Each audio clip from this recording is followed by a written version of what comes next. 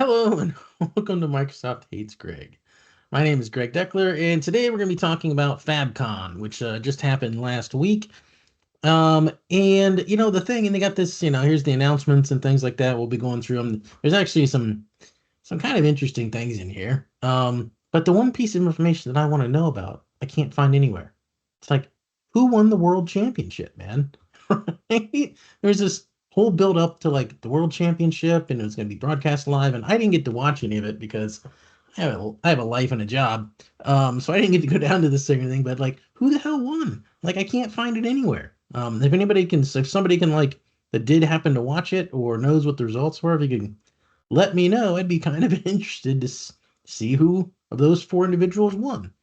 So anyway, so the new capabilities coming to Microsoft Fabric, and you get into some stuff like like this introducing one lake security, industry breakthrough in data protection.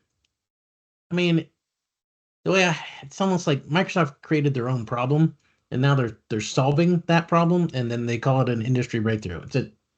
I don't know. I mean, like other platforms don't have the same problems that Microsoft created for themselves when they built out Fabric. So it's just it seems funny to me that they're taking a problem they created themselves and solving it and then saying it's the greatest thing ever. Just bizarre to me. But anyway, that's that. And it's not it's like, well, it'll be in preview. It's not even in preview in a few months. Right? So which means it'll be GA 6 years from now, according to at least the way I've seen stuff progress through preview and into GA, at least from the Power BI side of things, let me tell you.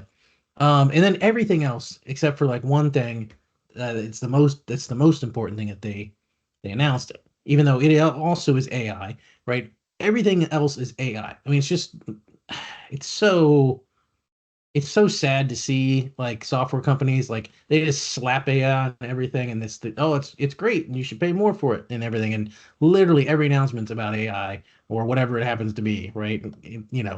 There's this migrate your fabric, there's dumb things like this, which is like, yeah, you should have had that out the get-go, Microsoft, to migrate your Azure Synapse Analytics over to Fabric.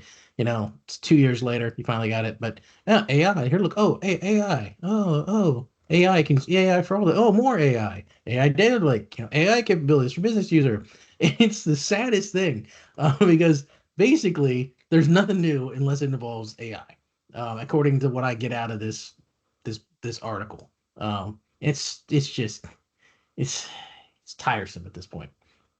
All right, so this is the biggest thing to come out of this, right? Copilot AI capabilities in Fabric will be available for all SKUs.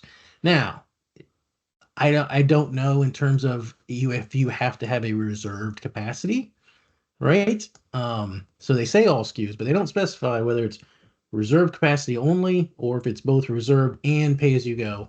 And there's just something nagging at me that it's going to be reserved only, but I haven't really looked into it, but I have to see. But that's big until you realize that, like, because I've had access to Copilot and Fabric because I have access to a 64 plus SKU reserve capacity. Just happen to have that. Um, but it's Copilot in Fabric kind of sucks. I'm not gonna lie. I mean, it's very limited in scope. I mean, you can help you write some Python code or help you write some SQL code, help you write some DAX code. It's all that kind of stuff. And then, but it's like working with a child's toy, right? Because I use a lot of the frontier models like the Claude 3.7 and the ChatGPT, 4.0 and all of these, kind of frontier models that are out there, Gemini 2.5 and all that. And then you come back to Fat Copilot and it's like I'm using something from like several generations ago, in terms of AI capabilities.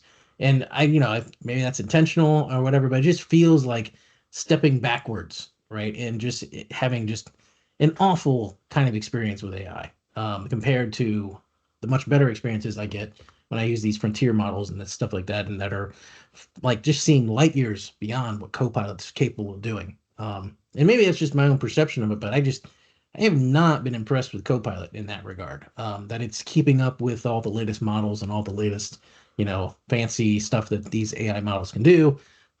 Regardless, it's a step in the right direction. It's been a huge complaint for people. I'm just I'm almost going to guarantee it's only for reserved capacities, but at least it's better than nothing.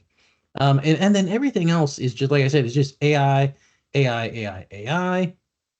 And then the most interesting thing about all of this, though, the most interesting thing in terms of this entire news, like when you read through this or whatever, is down here at the bottom. No, not that guy. Um, Read additional blogs by industry leading partners. Okay, so they got Price Waterhouse Coopers, they have Ernst and Young, Hitachi, right? They've got all of these different RSM, right? They got all these different leading, partners that they're doing. But what's interesting, some of these are actually written by Microsoft MVPs, right? And what strikes me about all of this is just how different, when they launched Fabric, they they basically bet on the MVPs to promote it, right? That's good because they launched Fabric and then they got all the MVPs to send all of these, write all of these blog articles about how great this was and about, all of this stuff, right? And the MVPs, have been promoting it ever since. And now that, I don't know if you call it they're abandoning them, or perhaps you could say that they've figured out that like, wow, well, nobody's listening to the MVPs because they all know they're in the tank for Microsoft, and so we got to switch up the strategy and try to get people to buy into Fabric, by well, downplaying the fact that who's the people that are writing these things are in the tank for Microsoft, and so they're trying a different strategy, right? This is so it's interesting to me. Like, is it that, or is it like it just seems like they've abandoned the MVPs when it comes to marketing Fabric, right? And are trying to go a different direction. And this makes me wonder why.